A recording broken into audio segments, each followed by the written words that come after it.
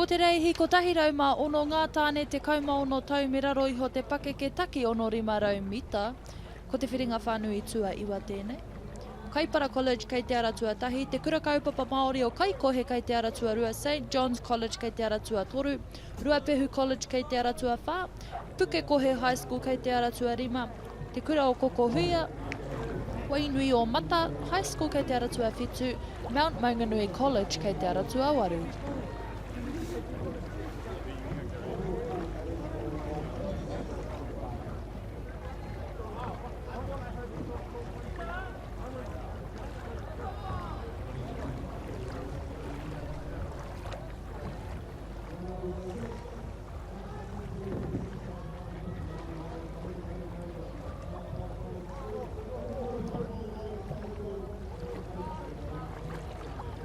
Kua tū te haki whero, ki te ana i te aratua tahi ko Kaipara College. Ari Carter, George Jackson, Jamie me Olinga kaihoi o taua kapa. And we can see lane 2 just over the start line, te kura kaupapa Māori o Kaikohe. Benji Credence, Henare Jaden Taura Poho, me te arahi. Green flag at te whānau, green means go, hoake koutou.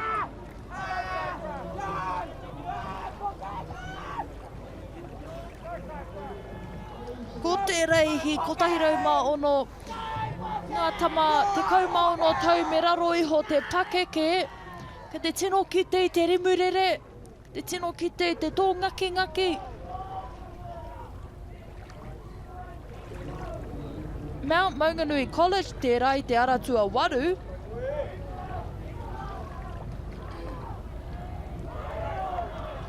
Kua puta hoki te ihu o te ara tuatahi, te ara tuarua hoki, Kaipara College ki te ara tuatahi, te kura kaupapa Māori o Kaikohe ki te ara tuarua. Kei te aratua toru, St. John's College, we have Blake, Sadie, Joseph, Quinn, Taina me Xavier.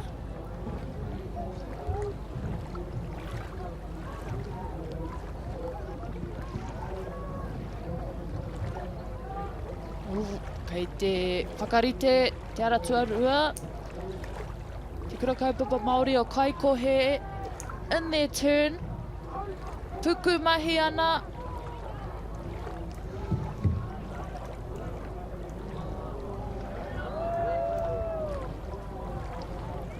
Te ana ngā niho.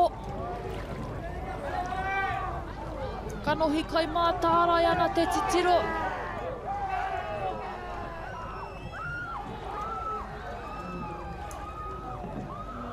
Ko waia, e arahi ana i tēnei wā tērā pēr.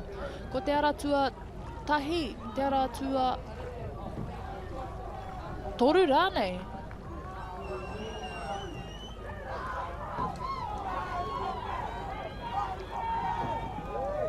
Aratua toru, St. John's College tērā. Ko te aratua 5, Pukekohe High School. Koe mā ngā kaihoi o Pukekohe. Xavier, Trayson, Lewis, Jonathan, Hamiora me Cassius kei tō rātou kapa.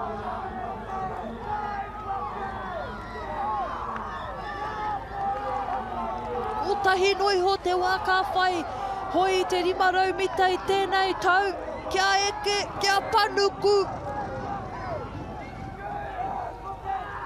Ko te aratua 5.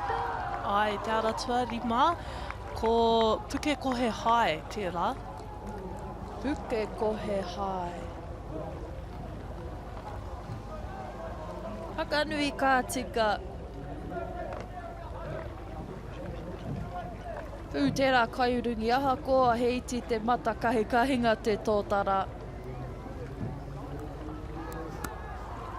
Anei e te whānau, te tōwaitanga. Lanes 1 and 6, kissing the start line.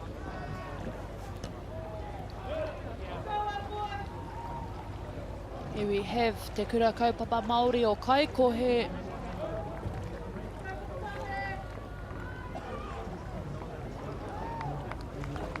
Just pipini me te in lane 5.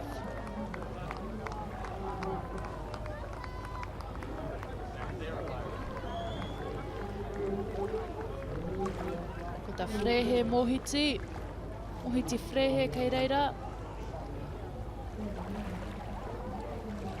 Anei ngā whakaputanga mo te reihi ko tahi rau mā ono. Tuatahi puke e kohe hai. 2 minutes 40 seconds. Tuarua St. John's Hato Hoani, 2 minutes 41 seconds. Tuatoru te kura kaupapa Māori o Kaikohe Tihara Boys, 2 minutes 43.